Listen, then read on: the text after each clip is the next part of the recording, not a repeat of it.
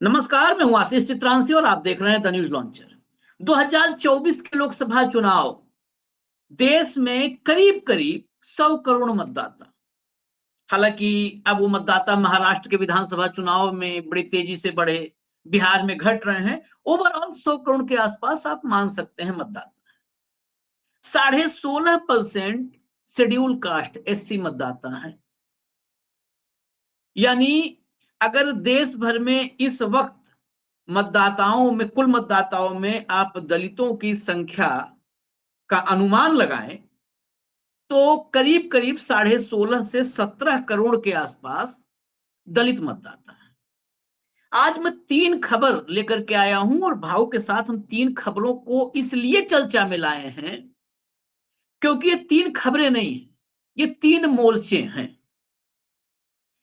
इन 3 मोर्चों में न्यायपालिका भी है, कार्यपालिका भी है और गरीब गुरबा भी है। इससे बेहतर सैंपल आपको पूरी दुनिया में नहीं मिलेगा शोषण का, दमन का, घृणा का और जातिवाद का। इन तीनों मोर्चों पर इस वक्त राहुल गांधी एक्टिव है। अगर ये जंग राहुल गांधी जीत गए, इस जंग में तलवार भाला हथियार नहीं है, ये जंग है हक की, जो है अपने हक और हुकूक की लड़ाई। अगर ये लड़ाई जीत गए राहुल, तो आप यकीन मान लीजिए, आज 20-22 मिनट हमारे साथ आप वक्त दीजिए। जो साहेब हैं 56 इंच वाले, इनको झोला हर हाल में उठाना पड़ेगा, कोई नहीं बचा पाएगा। ये ज्ञानेश कुमार, SIR और भी 2-4 IR DR PR जो करना है कर डालें, कोई नहीं बचा पाएगा।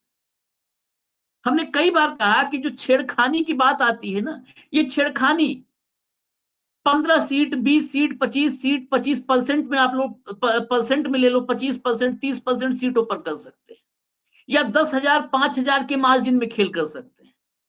अगर जनता एक सिरे से नकार दे, धकिया के आउट कर दी, तो फिर खेल वो नहीं चलता है।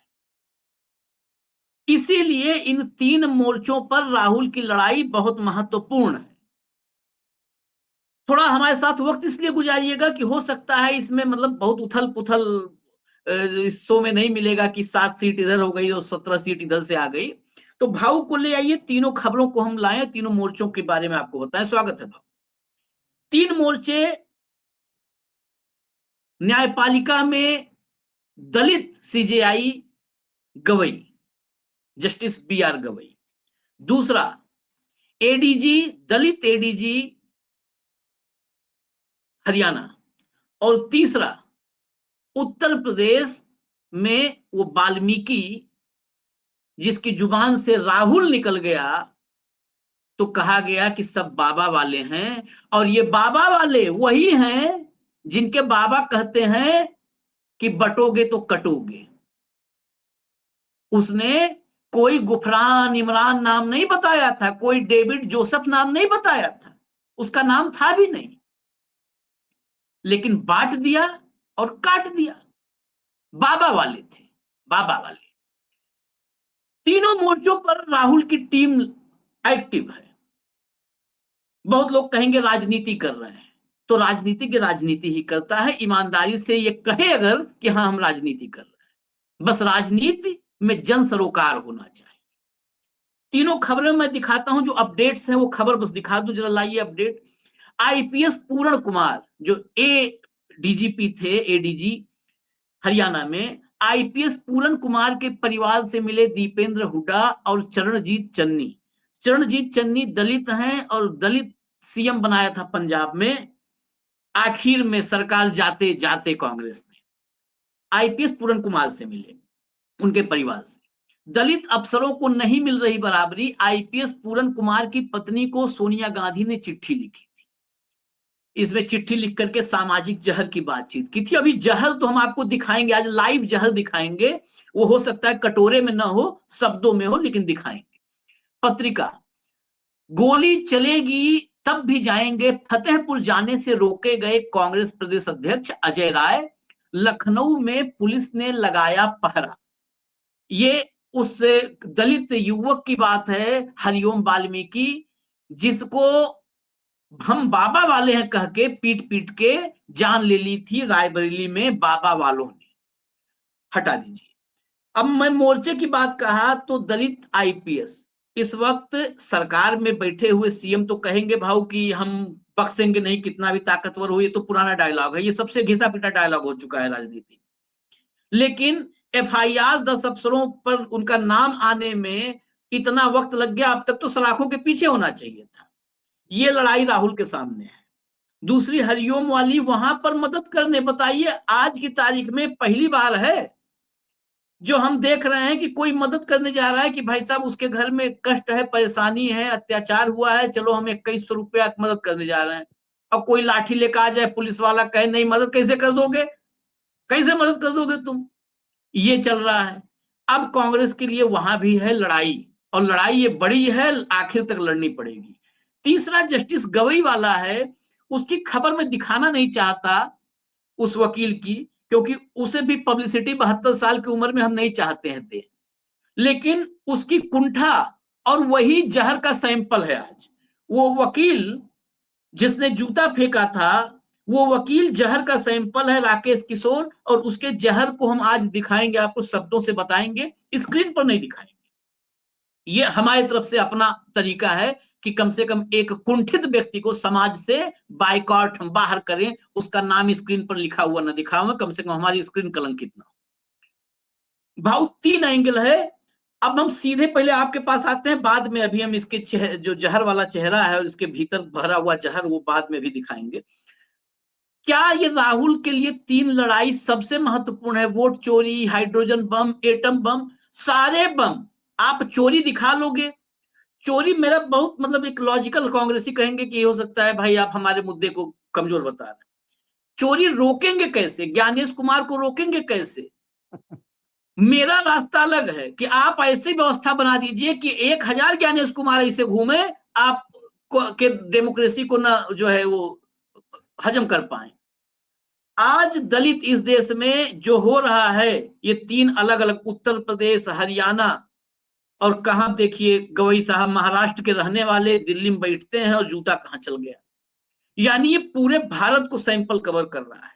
आज अगर राहुल गांधी 3 मोर्चों पर दलितों के हित के लिए और हक के लिए खड़े हो गए, तो क्या 17 करोड़ मतदाता मोदी को एक मुश्त नहीं छोड़ देंगे? आशीष, आपने बहुत सही पकड़ा है और मुझे लगता है कि मत चोरी कई कई बार मैं थोड़ा सा 30 सेकंड आपके पहले वक्तव्य पे जाऊंगा। आपने कहा कि मत चोरी गणेश कुमार का क्या करोगे। मैं जब लेक्चर्स के लिए जाता हूँ या भाषण के लिए जाता हूँ या किसी सेमिनार में जाता हूँ तो अक्सर एक सवाल सामने आते हैं कि साहब ये मत चोरी रोकेगी कैसे। ये रुकेगी नहीं आशीष। जब निर्लज्जता का अमृतकाल चल रहा है और चोर ने कहा कि हाँ करी, हाँ करी, क्या आगे क्या क्या कर लेगा। हाँ, तो जब आप इस दम पे आ जाते हो तो फिर आपके पास कोई चारा नहीं रहता। तो आपको इस मत चोरी के ऊपर भी एक आंदोलन खड़ा करना होगा कि आपको मत चोरी करने के बाद भी घर में इतना कुछ हो कि चोर भी ले जाके थक जाए और चोरी करने के बाद भी घर में इतना कुछ बच जाए कि जिसमें आप बच जाए। यही व्यवस्था करनी होगी, क्योंकि मत चोरी ना न्यायपालिका रोक पाएगी ना कोई रोक पाएगा, क्योंकि यदि चोर के हाथ में चाबी है तो फिर आप इसमें कुछ कर नहीं सकते। Point number 1। पॉइंट नंबर 2, क्या 2024 के चुनाव, यदि ये सरकार बैसाखियों पे आई है और टेक्निकली 180 पे आई है, 60 सीटें एडीआर की रिपोर्ट यदि मैं सही मानूं तो जुगाड़ से हुई है, और 240 पे फिर भी बैसाखियों पे, तो क्या इसमें पिछड़ों का योगदान नहीं? ये टोटल योगदान पिछड़ों का है, क्योंकि बीजेपी का बड़बोलापन कि हम आएंगे तो संविधान बदल देंगे, ये जो बड़बोलापन था ये उनको महंगा पड़ गया। और जब इन पिछड़ों ने देखा कि हमारा एक ही हमारे पास सब कुछ है जीवन में, हमें कुछ नहीं जीवन में, मैं बोल रहा हूं 1947 से लेकर 2025 तक देश ने बहुत तरक्की की होगी, लेकिन समस्याएं बरकरार हैं, समस्याएं भी लगातार नई पैदा होती है।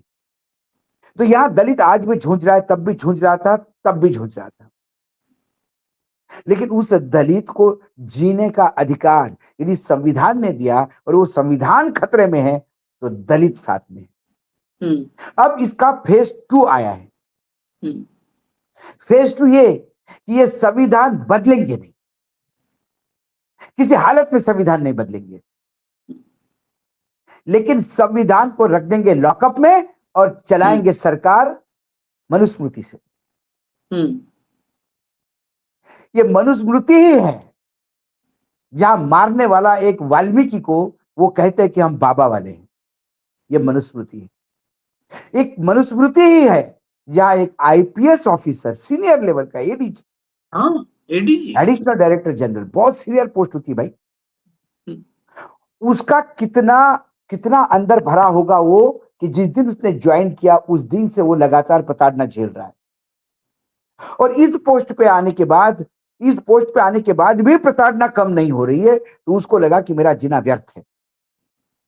यहां मुझे आंबेडकर साहब हारते हुए नजर आ रहे।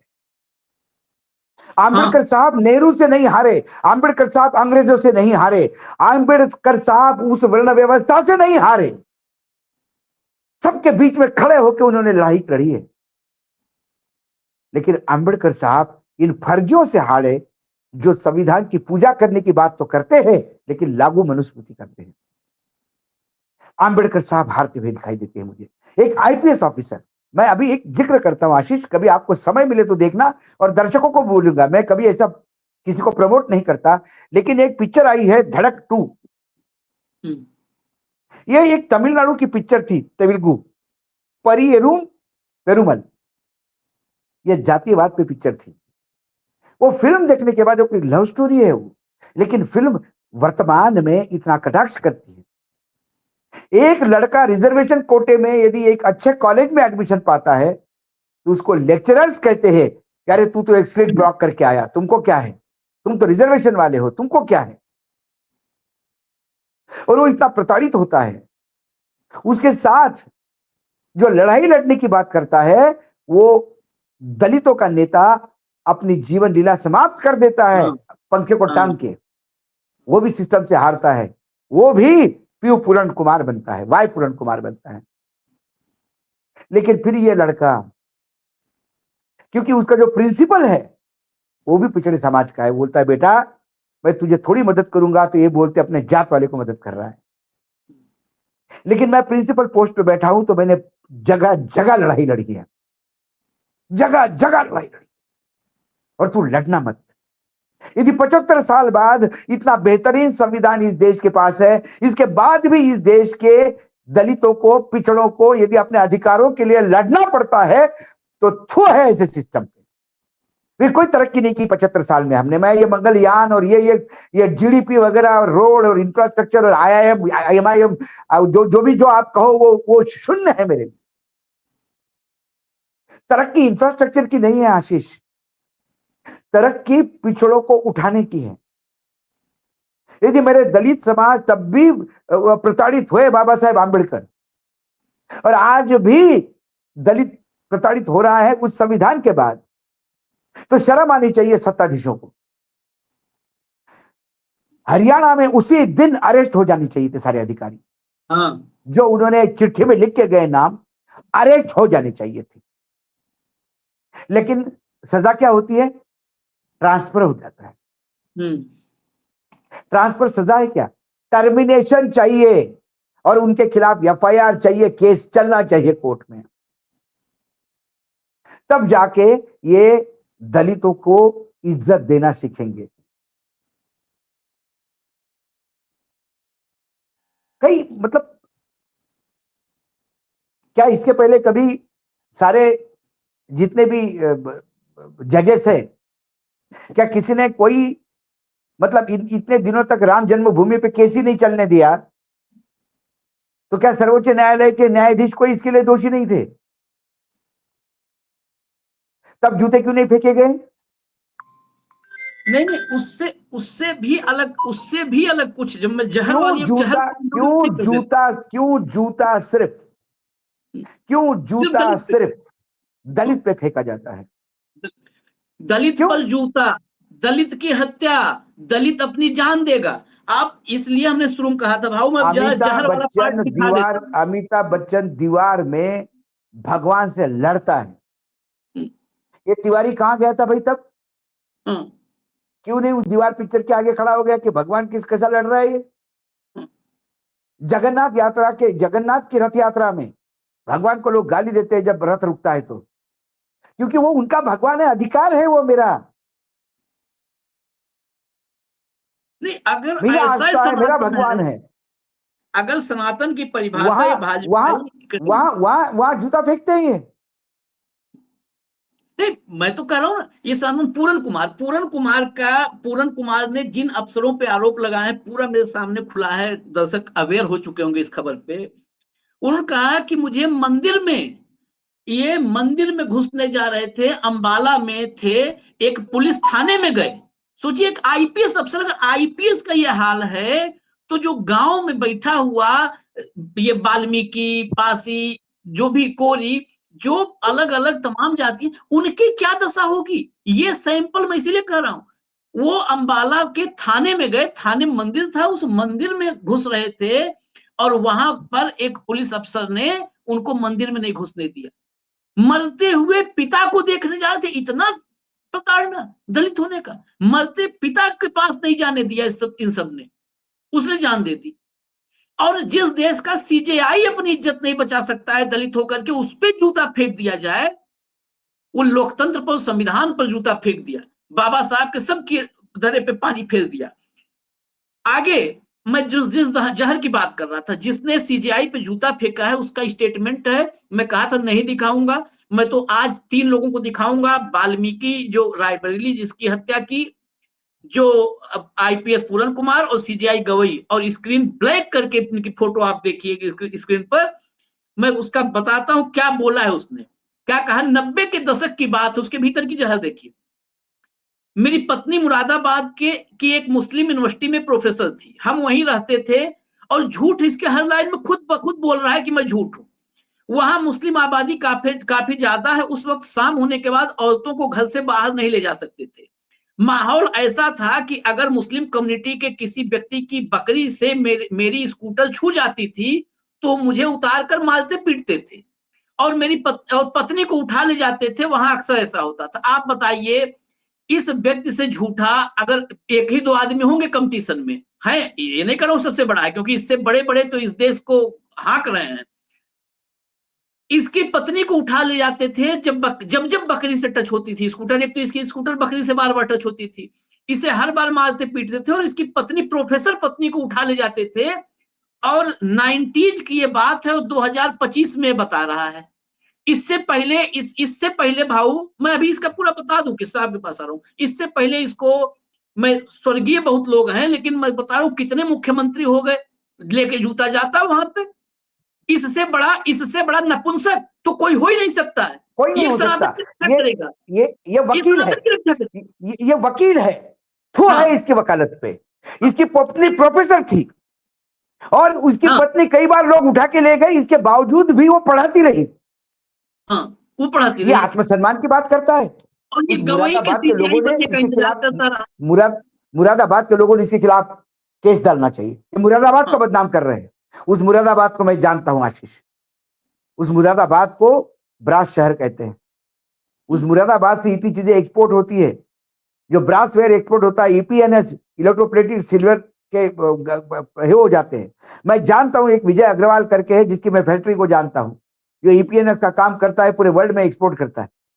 जब मैं उसके फैक्ट्री में गया तो उसने कहा कि आज जुम्मा है, गाड़ी इधर पार्क करना, क्योंकि सारे मेरे मुस्लिम भाई यहाँ नमाज पढ़ेंगे। उन्होंने अपने फैक्ट्री में नमाज पढ़ने की व्यवस्था की थी, क्योंकि फैक्ट्री भले हिंदू की हो, वहां सारा मुसलमान काम करता है। 90 के दशक की बात करते हैं प्रधानमंत्री, तो उसके पहले के दशक की बात करते हैं कि जो मुसलमानों के बीच में रह के अपना जिंदगी बड़ी आराम से जी है उन्होंने। बहुत सारे मुस्लिम दोस्त हैं। ये प्रधानमंत्री कहते हैं। ये उत्तर प्रदेश में मुरादाबाद में कितने इसके पत्नी पे हाथ डाला किसने, और इसने कितने रिपोर्ट्स की, किस थाने में रिपोर्ट लेने से मना कर दिया?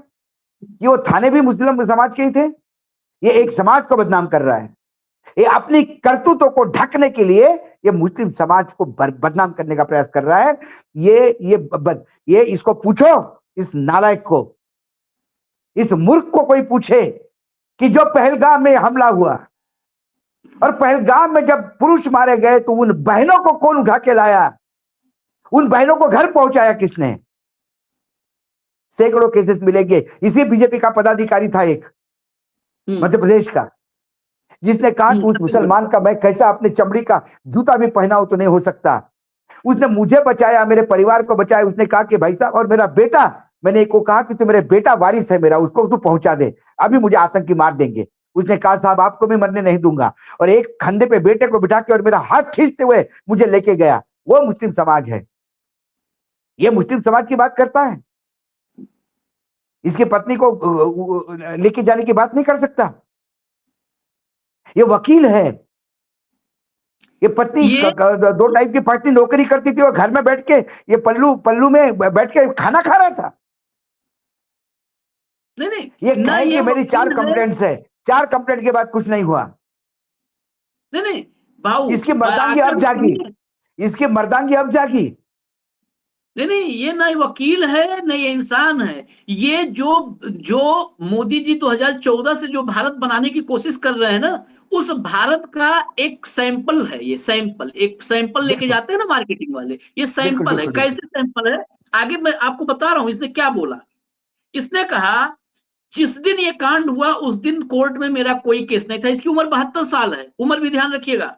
और इसका स्टेटमेंट, जिस दिन ये कांड हुआ उस दिन मेरा कोर्ट में कोई केस नहीं था। मैं सिर्फ इसी काम के लिए पहुंचा था क्योंकि क्या सही है और क्या गलत, इसे लेकर मेरे अंदर कई सवाल थे। कोई शक्ति थी जो लगातार मुझसे पूछ रही थी कि जब सनातनियों का अपमान हुआ तब भी मैं क्यों चुप रहा।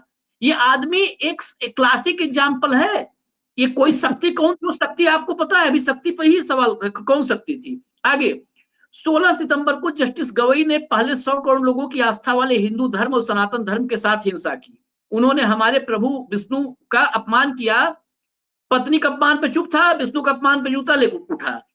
मैंने ये सब उसके जवाब में किया। आगे क्या बोलता है, याद रखिए पहली हिंसा उनकी तरफ से यानी गवई की तरफ से हुई, मेरी तरफ से नहीं।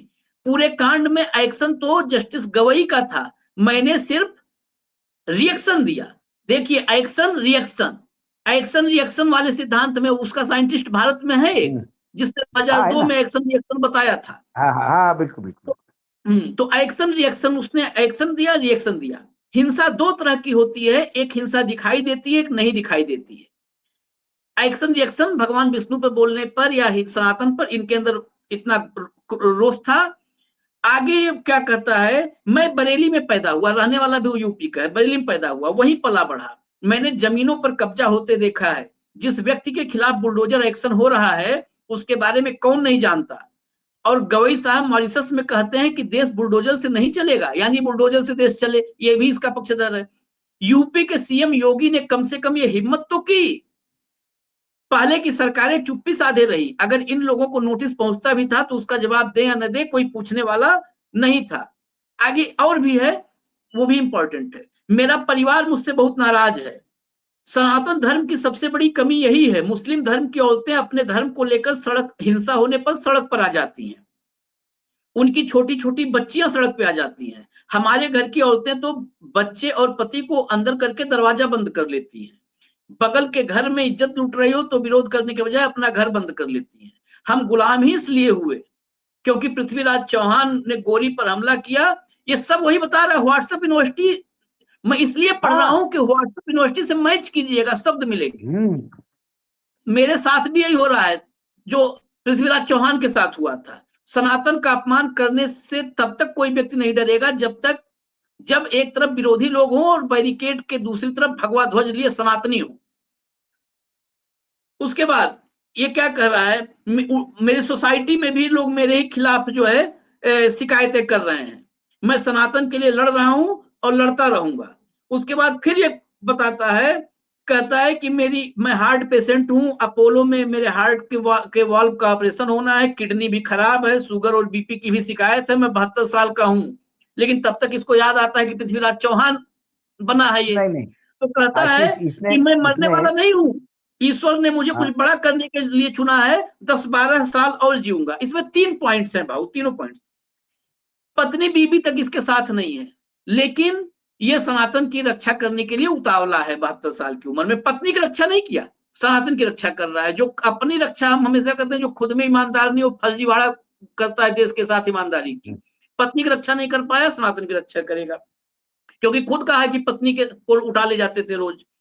उसके बाद योगी आदित्यनाथ का बुलडोजर, वो भी जो है गवई रोके हैं, वो भी गलत किए हैं। ये भी संविधान का भी ये समर्थक नहीं है, बुलडोजर वगैरह चाहता है रोक दिया जाए। तीसरी बात, एक्शन का रिएक्शन, इसके मतलब इसके सिद्धांत में है एक्शन का रिएक्शन। और उसमें सबसे महत्वपूर्ण ये है कि ये अब 72 साल बाद ये फैसला किया है कि सनातन की रक्षा के लिए इसी के जैसे बाकी लोगों को बनना पड़ेगा, इसीलिए सनातन सुरक्षित नहीं है, क्योंकि लोग घर में डरे हुए बैठे हैं। ये क्लासिक एग्जाम्पल क्या और नहीं लग मैंने रहा है? ये वकालत एक वकील बना, इसकी पत्नी प्रोफेसर बनी। ये तब यदि मुसलमानों का ही राज्य होता, ये पृथ्वीराज चौहान से बात कर रहा है ना, औरंगजेब भी आके गया यहाँ पे, मुगल भी आके गए, अंग्रेज भी आके गए, लेकिन सनातन धर्म टिका। क्योंकि सनातन धर्म, ये कुपड़ और ये जो मूर्ख आदमी है जो उसको सनातन कहता है, ये सनातन नहीं है। ये सनातन का घोर विरोधी है और सनातन को बदनाम करने वाले लोग हैं। जो अपनी पत्नी की इज्जत नहीं बचा पाता, वो भगवान विष्णु की इज्जत बचाने निकला। भगवान भी हंसते होंगे, पहले अपना तो संभाल, फिर दूसरे को बता। खुद की उधारी नहीं चुकाई जाती है और रिलायंस को उधार देने के लिए बोला अनिल अंबानी परेशानी में है, कुछ दूं क्या मैं? अरे पहले तू अपनी उधारी चुका, तो पान वाले दुकान से नजर चुका के जाता है। नंबर 2, ये जो बार बार बोल रहा है सनातन धर्म, क्या सनातन धर्म कौन सा भाई? 10 साल से तो डबल इंजन की सरकार चल रही है, 56 इंच की सरकार है, भगवा ध्वज फैला रहा है। उसके बाद सनातन धर्म का परेशानी है। और 65 साल में तो सनातन धर्म रहा। सनातन धर्म रहा तभी तो योगी आदित्यनाथ पीठ पे बैठे रहे। सनातन धर्म था तभी तो नरेंद्र मोदी जी है। सनातन धर्म है तभी तो संघ पनपा। तथाकथित सनातन धर्म की बात करता है ये सनातन है, ये सब हम हिंदुओं को परेशान करता है, ये हम हिंदुओं को बदनाम करता है। और इसने क्या कहा, मेरा हार्ट है, मेरा लिवर। अरे सबसे पहले इसका दिमाग चेक करो। ये दिमागी मरीज है, ये साइकेट्रिस्ट, ये साइकोलॉजिकल केस है। इसको पहले मैं दिमाग का इलाज करना जरूरी है। और मैं केवल इसको एक ये सही, 10 सेकंड दूंगा। इसको घर वाले, इसको सोसाइटी वाले सब गलत दिखते हैं। नहीं, मैं ये जो है राकेश किशोर, मैं इसलिए बार बार कर रहा हूं भाऊ, ये सिर्फ एक सैंपल है। ऐसे हमारे समाज में जो नया इंडिया, न्यू इंडिया ना, अरे भाई, ऐसे ऐसे कितने राकेश किशोर घूम रहे होंगे। अरे ऐसे लोग मिलते कि पेट्रोल 1,000 रुपये हो गया तो भी हम खरीदेंगे। हाँ।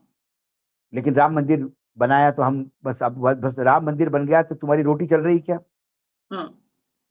आज इस देश की प्रायोरिटी क्या है? आज जरूरत क्या है? कुल मिलाकर ये देखिए, ये मनुस्मृति की प्लांटिंग है। हम्म, यही किसी ये बात किसी सवर्ण जज ने कही होती तो ये तिवारी जूता ना उठाता। गारंटी के साथ कहता हूं, मैं जूता ना उठाता, तब ये चुप रहता।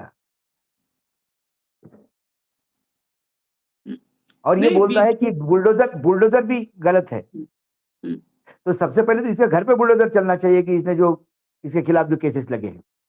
हम्म, ये देश संविधान से चलेगा तिवारी जी। तुम्हारे जैसे कुपड़ और जिनकी दिमाग का इलाज की जरूरत है, उनके भरोसे नहीं चलेगा। ये बात सही है। दूसरी बात, जो सनातन आप कहते हैं, कि किसी भी धर्म की व्याख्या कहीं पे भी, मैं तुम्हारे साथ क्या ये जरा क्रैक है तो इससे बात भी नहीं करनी। नहीं तो सनातन धर्म पे हम तो किसी भी धर्माचार्य के साथ बैठ के बात करने को तैयार है। आप किसको मानेंगे? गीता को मानेंगे, आप उपनिषद को मानेंगे, आप वेदास को मानेंगे, कि आप अपनी परिभाषा करके धर्म को बता देंगे? इस धर्म को हमेशा, ये इतना वैदिक धर्म था, ये सनातन धर्म इतना उच्च दर्जे का धर्म था, इस धर्म में पूरा जहर घोल घोल के इसको बिल्कुल गंदा पानी बना दिया है। हम्म, नहीं तो ये धर्म कतई ऐसा नहीं था। जब वैदिक पीरियड की बात करो, वेदों की बात करो, जब आप उपनिषद की बात करो, तो आपको इस सनातन धर्म का एक अलग दृश्य दिखता है। हम्म, गीता में बात करो आप, जब भगवान श्री कृष्ण कहता है कि अरे मैं कहां कहां नहीं हूं, मैं पेड़ों में, पीपल में हूं, उसमें मैं नरों में, मैं अर्जुन में हूं। भगवान अपन हर जगह आप होने का दावा करता है। और एक खंडित मूर्ति के लिए उन्होंने कहा कि बिल्कुल ये हो रहा है, सनातन धर्म खत्म हो गया।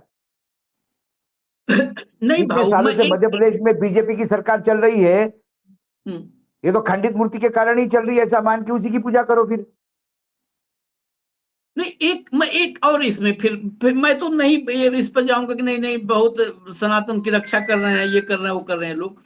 अगर गवई का एक स्टेटमेंट जो उन्होंने टिप्पणी की कि भाई इतना है तो जाके विष्णु से ही अपने बोल दो, अगर इतना ज्यादा आपत्तिजनक है कि जूता फेंक दिया, धर्म को ठेस पहुंचा, और एक्शन रिएक्शन इसी ने समझाया है ना, और इसके गुरुजी नरेंद्र मोदी जी ने समझाया था 2002 में एक्शन रिएक्शन। मोदी से लेके योगी तक और ये पूरा इकोसिस्टम एक धर्म विशेष पर हर दूसरे दिन और कई बार तो दिन में 3 टाइम आपत्तिजनक टिप्पणियां करते हैं। घुसपैठिए, मंगलसूत्र छीन लेंगे, कपड़े से पहचाने जाएंगे, गर्मी में इनको ठंडा कर देंगे, 7 पुश्तें नहीं निकल पाएंगी, मदरसों में आतंकवादी पलते हैं, शिमला शिमला आतंकवादी याद पैदा दिलवाएंगे। होते हैं, आतंकी पैदा होते हैं। हाँ, मैं फिर इस बात पे मैं कुछ नहीं यहां पर एक्सक्यूज वाला नहीं कि सनातन का, ये गवई पे अगर गवई ने इतना कह दिया तो ये दिन भर जो नेता हैं इनका कर्जा खाया है क्या कोई धर्म समुदाय विशेष की सुनेगा? फिर अगर एक्शन का रिएक्शन शुरू हो जाएगा तो देश तो हो गया, चल लिया एक्शन का रिएक्शन, आपके पास ये यही ताकत है तो आप ही के आप हिसाब से एक्शन यही तो रिएक्शन होगा। यही तो चाहिए ना आशीष उनको। ये हाँ, देश को एक बार फिर से विभाजन की स्थिति में लाना चाहते हैं, एक देश को फिर से एक बार आग में झोंकना चाहते हैं, ये सिविल वॉर चाहते हैं। ये सिविल वॉर चाहते हैं कि या इस देश में एक बार सिविल वॉर हो जाए, क्योंकि इनको किए हुए विकास, जब 5 साल में विकास का हिसाब देना होता है, वहां नील है, 0/0 सन्नाटा है। जब सब दूर सन्नाटा है तो जब भी आप इनको सवाल पूछोगे विकास का, ये हिंदू मुसलमान करने का प्रयास करेंगे, क्योंकि इनको नरेशन बदलना है। और ये बार बार मैं आज आगाह करता हूं, ये बोलते ना बटेंगे तो कटेंगे, अरे इकट्ठा होगे तो मारे जाओगे। यदि दलित, पिछड़ा, अति पिछड़ा, आदिवासी अपने आप को हिंदू समझ के इनके पास जाओगे तो ये तुम्हारे को चरणों से रगड़ेंगे, क्योंकि मनुस्मृति में आपका जन्म ही चरणों से हुआ है। सिर्फ बाबा साहेब आंबेडकर का संविधान आपको आत्मसम्मान जीने की, नहीं तो लटकाइए, मटका आगे लटकाइए, पीछे लटकाइए, चलिए वही वापस जाइए, बिना कपड़े के घूमिए, लंगोट लगा के, और झूठन खाइए। ये चाहते, क्योंकि ये बाबा साहेब आंबेडकर का संविधान नहीं रोक पाए, तो ये अब उस संविधान के होते हुए मनुस्मृति को लागू करना चाहते हैं, क्योंकि दुर्भाग्य से संविधान लागू करने का अधिकार जिनके पास सत्ता है संविधान लागू करने की, वही मनुस्मृति संविधान के नाम से लागू करना चाहते हैं। इसीलिए दलितों का उत्पीड़न है। कैसा एक दलित जज बनता है भैया, एक आईपीएस ऑफिसर कैसा बन सकता है? ये यही तू यही तो असली। थाने के बाहर जूता पॉलिश करने वाला है, तू कैसा गाड़ी में बैठ के लाल दिए के घूमेगा? भाई इसकी गाड़ी मत दो, उसको गाड़ी अलॉट नहीं करने दी, इतने वरिष्ठ आईपीएस ऑफिसर को। और इसमें पूरा प्रमोशन रोक सिस्टम दिया है। आगे। इसमें जो सेनी साहब आके बैठ गए ना वहां पे उनके परिवार के साथ है करते हुए, हाँ, उसका पोस्टिंग, उसका ट्रांसफर किसने किया? किसने किया ट्रांसफर भाई? कैसे होने दिया एक दलित पे आपने, एक इतने बड़े सीनियर ऑफिसर पे आपने लगातार उसका ट्रांसफर हो रहा है, उसका नॉन इंपॉर्टेंस की पोस्टिंग दी जा रही है, उसको घर अलॉट नहीं होने दे रहा है, उसको गाड़ी गाड़ी अलॉट होने नहीं दे रही है। सेनी साहब को अरे दिखाई नहीं देता था? वो विज विज अनिल विज के सामने बेइज्जत किया गया। विज ने क्यों नहीं कहा कि भाई आईपीएस एक आईपीएस को कैसे बेइज्जत करेगा, क्यों बेइज्जत कर रहे हो मेरे सामने?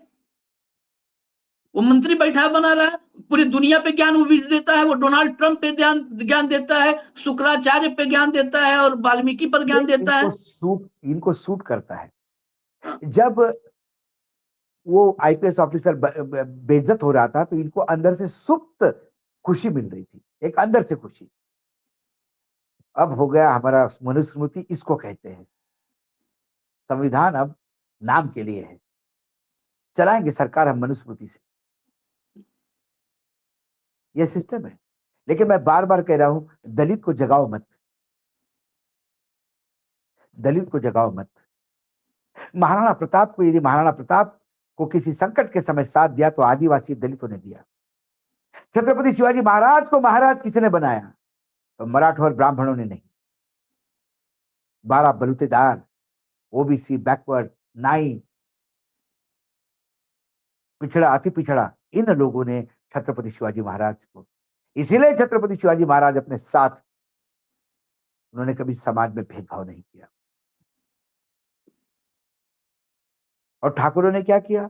मुगलों की जी हुजूरी की। वो महाराणा तो प्रताप विवादित हो क्यों जाएगा बोलने आदिवासियों में। के पीछे? नहीं नहीं, वो तो कौन करंट देना जब आशिक, जाएगी। नहीं हाँ, तो छत्रपति शिवाजी हाँ, महाराज ने लेटर लिखा है अपने बेटे को, आर्काइव्स हाँ, में है पत्र। हाँ, अब उसमें मेरी क्या गलती है? छत्रपति शिवाजी हाँ, महाराज ने संभाजी महाराज को पत्र लिखा हाँ, कि हिंदवी स्वराज्य जो मैंने स्थापन किया, इसको संभाल के रखना है या बढ़ाना है। उन्होंने कभी हिंदू स्वराज्य नहीं बोला, हिंदवी स्वराज्य। हाँ, तो उन्होंने कहा कि मराठे और ब्राह्मणों से सावध रहना, मराठे जागीर मांगते हैं और ब्राह्मण वतन। ये 12 बलूतेदार समाज को इकट्ठा करके मैंने चलाया, हमेशा उनका साथ देना। इसलिए छत्रपति शिवाजी, जब संभाजी महाराज की हत्या हुई और उनका शव उठाने वालों की भी हत्या, सर मुंडा जाएगा, सर निकाल दिया जाएगा, जब आदेश हुआ और औरंगजेब देख रहा था कि कौन माय का लाल इसको अंतिम संस्कार करेगा, किसने किया अंतिम संस्कार? दलितों ने। कौन शहीद हुए अंतिम संस्कार के लिए? दलित। आज आप मराठे मराठे करते हैं, आज आप छत्रपति शिवाजी महाराज करते हैं। अरे सही मायने में छत्रपति शिवाजी महाराज पे किसी का अधिकार है तो उस मेरे महाराष्ट्र के दलितों का, पिछड़ों का, अति पिछड़ों का, ओबीसी का, किसानों का।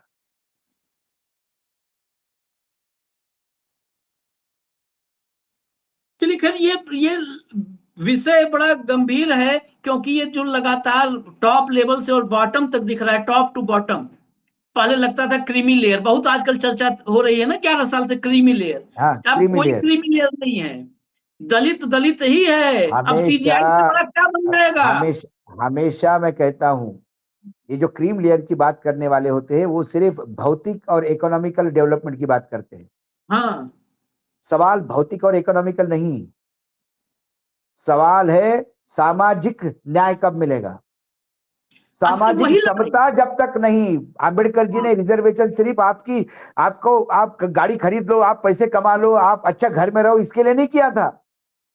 सामाजिक जब तक न्याय नहीं मिलेगा, समाज में स्थान नहीं मिलेगा। और आज क्या हुआ? सर्वोच्च न्यायालय के मुख्य न्यायाधीश के पद पे भी यदि दलित पहुंचता है तो उसको सामाजिक न्याय नहीं मिलता। आज एक आईपीएस ऑफिसर डी पूरण कुमार एक आईपीएस एडीजी बनता है, additional director general of police Haryana, फिर भी उसको समाज एक्सेप्ट नहीं करता। दलित तो दलित ही रहता है। और फिर मेरा हरिओम वाल्मीकि क्या है बेचारा, वो तो गरीब पिछड़ा गांव में बैठा हुआ, लेकिन तीनों की सामाजिक स्थिति एक है। जो हरिओम वाल्मीकि स्थिति है, वही अपने आप को सीजीआई भी पाते हैं भूषण गवई जी, और वही वही कवि की भी स्थिति है, वही वही कवि की गवई जी, स्थिति है। वही गवई जी खड़े हैं और उसी जगह पे पूरण कुमार खड़े हैं।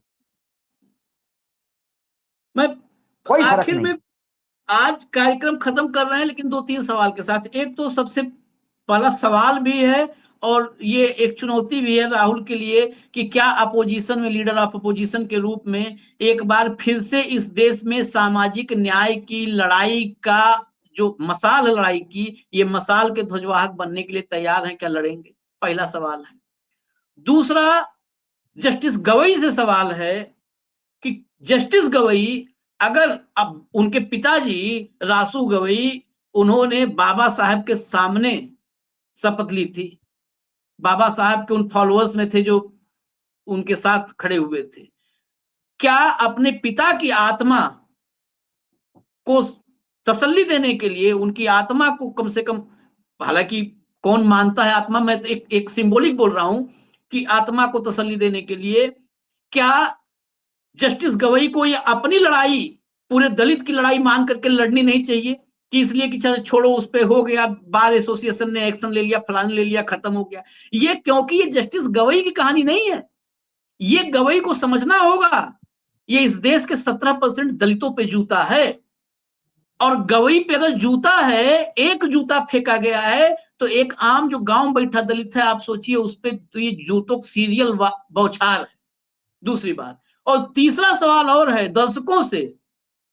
जस्टिस गवई की मां को संघ ने अपने कार्यक्रम में बुलाया था, उन्होंने अंतिम समय में चिट्ठी लिख करके अपनी सेहत नासाज बताते हुए मना कर दिया था। शायद यह भी सवाल है। शायद शायद मुझे लगता है कि जस्टिस भूषण गवई जी की मां समाज की स्थिति को ज्यादा अच्छी तरह से जानती थी और संघ को भी बहुत अच्छी तरह से जानती थी। और ये कहीं जो बुलाना था वो मुखौटा था, असली चेहरा ये जूता था जो भूषण गवई पे फेंका गया। और यह भी इस इकोसिस्टम को समझना होगा, क्योंकि भक्त मंडली ये नहीं कहता कि मोहन भागवत, नड्डा या मोदी किसी को कुछ कहते हैं। जो ऊपर से छन छन के नीचे तक नफरत के डोज जा रही है, बूंदे जा रही हैं, क्या असली नाराजगी इसलिए भी कहीं उन अंध भक्तों में जिनका दिमाग कुंठित है, मानसिक रूप से बीमार हैं, क्या ये कि गवई की मां ने संघ के कार्यक्रम में मना कर दिया? कई बार ईगो पर लग जाती है अंध भक्तों घर में बैठी, तो बहुत सारे सब। वो तो भी ये गवई कारण है का बेटा आ गया। क्योंकि गवई जी की टिप्पणी आके 2 महीने हो गए। हाँ, ये इस लेकिन देश में मनुवाद लेकिन का जो संघ के कार्यक्रम को मना करने के बाद 4 ही दिन हो गए थे, 4-5 दिन। 2 दिन भाऊ, 2 ही 2 दिन, दिन। तीसरे दिन हाँ मार दिया। हाँ, तो ये जूता किसके लिए था, ये भी सोचना होगा। और दलित उत्थान, वनवासी, पिछड़ा कल्याण करने वाले मोहन भागवत से लेकर के, और मैं गरीब पिछड़े का बेटा हूं मोदी, सब साइलेंट है। क्या मेरे मन को भाया जैसा कुछ है? यह भी हाँ सवाल हाँ, है। हाँ। मेरे मन को भाया, मैं कॉन्स्टिट्यूशन काट के खाया। ये कॉन्स्टिट्यूशन। है आज का डायलॉग, मेरे मन को भाया, संविधान काट के खाया। चलिए इजाजत दीजिए हमें, लेकिन यह देश बगैर संविधान के कुछ नहीं है। फिर एक अराजक भौगोलिक ढांचा सिर्फ रह जाएगा। अराजक भौगोलिक ढांचा। संविधान है तो ये देश है, इसलिए उसको बचाना है। इसके लिए हो सकता है हम पर, आप पर, कहीं पर भी कुछ आदमी उसको शोषण, दमन, प्रताड़ना कुछ भी हो, लेकिन इससे नहीं घबराना है। इजाजत दीजिए, हम तो हैं मैदान में, थे, हैं, और जब तक सांस रहेगी तब तक हम भाऊ यहीं पे आपको नजर आएंगे। इजाजत दीजिए। धन्यवाद भाऊ, नमस्कार। नमस्कार।